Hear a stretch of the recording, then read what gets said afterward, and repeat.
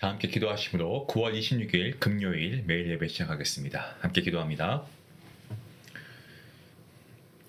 자비와 긍휼이 풍성하신 하나님, 오늘도 하나님께서 우리의 부족하고 연약하고 정말 무너져 있는 우리의 삶 가운데 오늘도 예배를 통하여서 귀한 은혜와 회복의 자리를 허락하여 주시니 감사합니다. 비록 한자리에 모여서 예배하진 않습니다만 각자의 처소에서 또 각자의 시간에 드리는 이 예배를 주님께서 받아주시고 성령 하나님께서 우리가 정말 이 예배 가운데에서도 마음을 다하고 우리가 뜻을 다하여서 하나님이 기뻐하시는 예배에 올려드릴 수 있도록 하나님 우리의 심령을 주님께서 인도하여 주시옵소서. 하나님, 저희가 드리는 그 장소가 예배당이 되게 하시고 우리의 심령이 성전이 되어서 하나님께 드리는 산 제사가 되게 허락하여 주시옵소서. 우리의 모든 생각과 우리의 모든 일들 가운데 이 시간만큼은 분주함을 내려놓고 오직 하나님의 말씀과 그 말씀을 통해 주시는 은혜에 집중할 수 있는 우리의 눈과 귀를 주님께서 열어 주시옵소서. 영상으로 드리는 이 시간조차 우리 하나님께서 친히 사용하여 주시고 우리의 찬송과 기도를 통하여서 오직 하나님의 이름만 높임 받아 주시옵소서. 이 모든 말씀 살아계신 예수님의 이름으로 감사하며 기도하옵나이다. 아멘. 찬송가 267장 함께 하시겠습니다.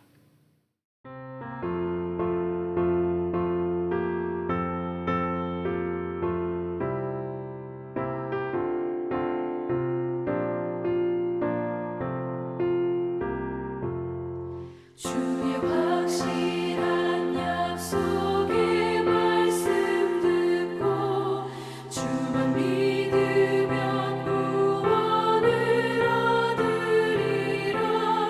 할렐루야 할렐루야 내가 예수를 믿어 그의 흘리신 피로 내 죄 씻었네. 할렐루야 할렐루야 내가 예수를 믿어 그의 흘리신 피로 내 죄 씻었네. 나의 갈 길이 험하고 위험하나 항상 예수의 도우심 믿고 가네.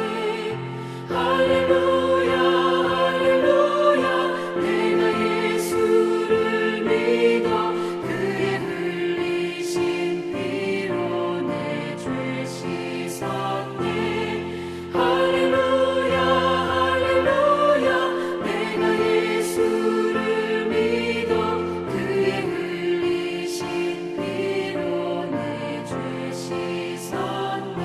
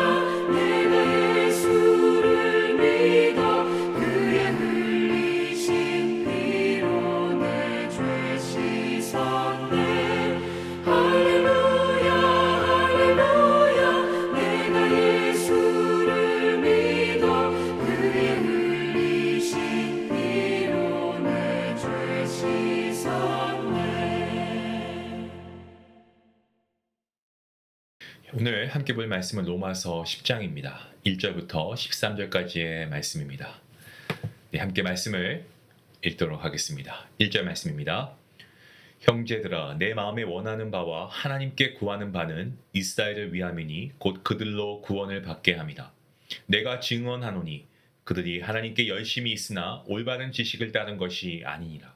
하나님의 의를 모르고 자기 의를 세우려고 힘써 하나님의 의에 복종하지 아니하였느니라. 그리스도는 모든 믿는 자에게 의를 이루기 위하여 율법의 마침이 되시니라. 모세가 기록하되 율법으로 말미암는 의를 행하는 사람은 그 의로 살리라 하였거니와 믿음으로 말미암는 의는 이같이 말하되 내 마음에 누가 하늘에 올라가겠느냐 하지 말라 하니 올라가겠느냐 함은 그리스도를 모셔내리려는 것이요 혹은 누가 무저갱에 내려가겠느냐 하지 말라 하니 내려가겠느냐 함은 그리스도를 죽은 자 가운데서 모셔 올리려는 것이라. 그러면 무엇을 말하느냐? 말씀이 내게 가까워 내 입에 있으며 내 마음에 있다 하였으니 곧 우리가 전파하는 믿음의 말씀이라. 내가 만일 내 입으로 예수를 주로 시인하며 또 하나님께서 그를 죽은 자 가운데서 살리신 것을 내 마음에 믿으면 구원을 받으리라. 사람이 마음으로 믿어 의에 이르고 입으로 시인하여 구원에 이르느니라. 성경에 이르되 누구든지 그를 믿는 자는 부끄러움을 당하지 아니하리라 하니 유대인이나 헬라인이나 차별이 없습니다. 한 분이신 주께서 모든 사람의 주가 되사 그를 부르는 모든 사람에게 부요하시도다. 누구든지 주의 이름을 부르는 자는 구원을 받으리라. 아멘. 오늘 사도 바울 로마서 10장의 말씀을 열면서 자기의 마음속 깊은 내면에 있는 소원을 고백하고 있습니다. 그는 이방인의 사도로 부르심을 받았습니다. 하지만 여전히 어제 말씀에서도 제가 서두에 이 말씀을 드렸는데 바울은 자기가 구원받았지만 여전히 자기의 동족 이 이스라엘에 대한 사랑과 안타까움을 그가 숨기지 않고 있죠. 바울의 이러한 간구, 기도, 단순한 바람이 아니었습니다. 하나님 앞에 간구하는 정말 그가 마음을 정말 하나님께 올려드리는 진심이었고 그의 열망이었습니다. 그가 원했던 것은 다름 아니고 바로 이스라엘의 구원이었습니다. 바울은 이스라엘을 원망하거나 저주하지 않았습니다. 오히려 그들의 구원을 위해 기도했고요. 이것은 우리를 구원하시기 위해 스스로 십자가를 지신 예수 그리스도의 마음과도 연결이 됩니다. 하지만 현실 속의 이스라엘 어떻습니까? 하나님의 구원과는 아주 멀리 떨어져 있었습니다. 물론 그들은 하나님께 대한 열심은 있었습니다. 하지만 올바른 지식을 갖고 있지 않았죠. 바울은 이스라엘의 열심을 부인하지 않았습니다. 하지만 그 열심은 하나님의 의를 모른 채 자기의 의를 세우려고 하는 데 있었기 때문에 결국 이것은 하나님의 의에 복종하지 않았다라는 거죠. 이 하나님의 의라고 했을 때 하나님의 의는 하나님의 속성으로서의 완전한 의가 아니고 예수 그리스도를 통해 주어진 구속의 은혜. 다시 말씀드리면 곧 믿음으로 말미암아 의롭다 하심을 받는 구원의 복음을 의미합니다. 이것을 칭의라고 하죠. 이스라엘은 하나님의 말씀을 몰라서가 아니었습니다. 그들은 마음의 문을 닫았고요. 그리고 의도적으로 하나님 말씀에 불순종했죠. 결과는 어떠했습니까? 예수 그리스도의 구원하심을 받아들이지 않았습니다. 하지만 이에 바울은 오늘 4절 말씀에 이렇게 선언하고 있습니다. 그리스도는 모든 믿는 자에게 의를 이루기 위하여 율법의 마침이 되신다라고 말씀하시죠. 이어서 바울은 율법의 의와 믿음의 의를 대조하고 있습니다. 구약성경 레위기서 18장 5절 말씀에 기록된 대로 율법을 통해 의를 얻기 위해서는 모든 계명을 빠짐없이 그것도 완벽하게 지켜야 했습니다. 하지만 여러분 그게 가능이나 합니까? 누구도 율법을 온전히 지킬 수 없었고 때문에 율법을 가지고서는 구원에 이를 수가 없습니다. 자, 이에 반해서 믿음의 의는 어떻습니까? 사람의 어떤 노력이나 행위가 아니죠. 하나님께서 이미 이루신 일을 붙드는 겁니다. 바울은 신명기 30장의 말씀을 인용해서 설명합니다. 우리가 하늘로 올라가거나 무저갱으로 내려갈 필요가 없습니다. 하나님께서 이미 예수 그리스도를 이 땅에 보내셨고 그리고 주님께서는 죽음을 이기시고 부활하셨기 때문입니다. 우리의 구원은 인간의 노력이나 업적이 아닙니다. 오직 한 분, 예수 그리스도의 십자가 그리고 예수님의 부활하심에 근거하는 거죠. 말씀은 우리의 입과 마음 가까이에 있습니다. 예. 그러므로 누구든지 예수를 주로 시인하고 마음으로 하나님께서 그를 죽은 자 가운데 살리신 것을 믿으면 구원을 받습니다. 바울은 구원의 과정을 입과 마음으로 설명하고 있습니다. 마음으로 믿어서 의에 이르고 입으로 시인해서 구원에 이른다라고 본문 10절에서 그가 고백하고 있습니다. 당시 로마의 상황을 한번 고려해 보면 예수는 주라고 하는 이 고백은요, 단순한 신앙 고백이 아니었습니다. 그것은 그 당시에 황제를 주로 섬기던 사회에서 그야말로 이 목숨을 내놓고 생명을 걸고 그렇게 해야 하는 신앙의 믿음의 선포였죠. 오늘날 우리 역시도 예수님을 입술로 시인하며 살아가는 신앙을 우리가 한번 재점검해 볼 필요가 있습니다. 여러분, 이러한 고백을 여러분의 이웃에게, 여러분 가족에게, 여러분 남편이나 부인이나 자녀에게 여러분 이러한 고백을 하십니까? 마음속으로 한다고요? 하지만 우리가 오늘 말씀을 보면 마음속에 우리의 믿음을 머무르게 하는 것이 아니라 우리가 정말 입술로 고백하고 우리의 삶 전체가 예수님을 주님이시다, 예수님이 주이시다 라는 것을 우리가 고백하는 증거가 되어야 합니다. 예수는 주라는 믿음의 고백이 필요한 거죠. 바울은 구원의 보편성을 또한 강조하고 있습니다. 본문 11절 말씀에 성경에 이르되 누구든지 그를 믿는 자는 부끄러움을 당하지 아니한다라고 합니다. 누구든지 유대인이나 헬라인이나 차별이 없다라는 거죠. 주님은 모든 인간의 주가 되시고 그분을 부르는 모든 사람에게 부요하십니다. 그 말씀을 사도 바울이 12절 말씀에서 하고 있는 거죠. 이것은 단지 유대인뿐만이 아니고 하나님의 백성이 된다는 어떤 잘못된 선민의식을 무너뜨리고 있는 대목입니다. 바울은요, 구약의 말씀을 인용해서 본문 마지막 절 13절 말씀에 이렇게 그가 고백합니다. 누구든지 주의 이름을 부르는 자는 구원을 받을 것이다 라고 선포합니다.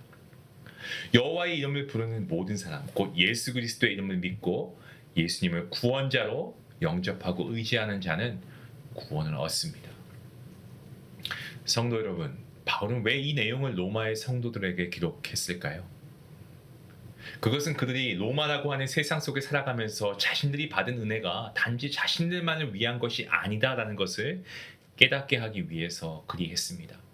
복음은 차별이 없습니다. 차등이 없습니다. 누구에게나 열려있고 모든 사람을 구원하시고자 하는 하나님의 뜻이 담겨 있습니다. 오늘 우리에게도 하나님께서는 각자의 자리에 맡겨주신 것들이 분명히 있습니다. 가정과 일터에서 또 우리가 가지고 있는 재능과 섬김, 이런 것들, 우리는 그 맡겨진 것들을 통해서 오늘 마지막 이 사도 바울의 선포처럼 누구든지 주의 이름을 부르는 자는 구원을 받을 것이다 라는 복음을 우리가 증언하며 살아가야 할 줄로 믿습니다.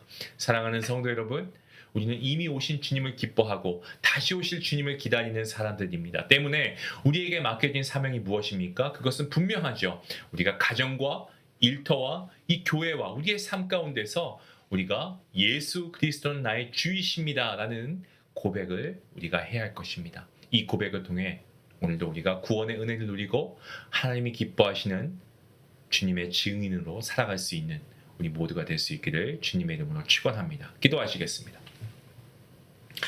우리의 힘과 반석이신 하나님, 오늘도 하나님께서 귀한 말씀으로 우리를 깨닫게 하시니 감사합니다. 자신을 박해하고 심지어 죽이려고 하는 아버지 그러한 동족을 사도 바울은 외면하지 않고 저주하지 않고 오히려 그들의 영혼을 불쌍히 여기며 마음에 품고 하나님께 간구하는 그의 모습을 보면서 참 우리 자신은 부끄러움을 많이 느낄 수밖에 없습니다. 모든 사람을 구원하시기 위해 주님께서 이 땅에 오셨고 믿는 누구에게나 구원을 주시기 위해 주님께서 부활하셨음을 우리가 다시 한번 되새겨 봅니다.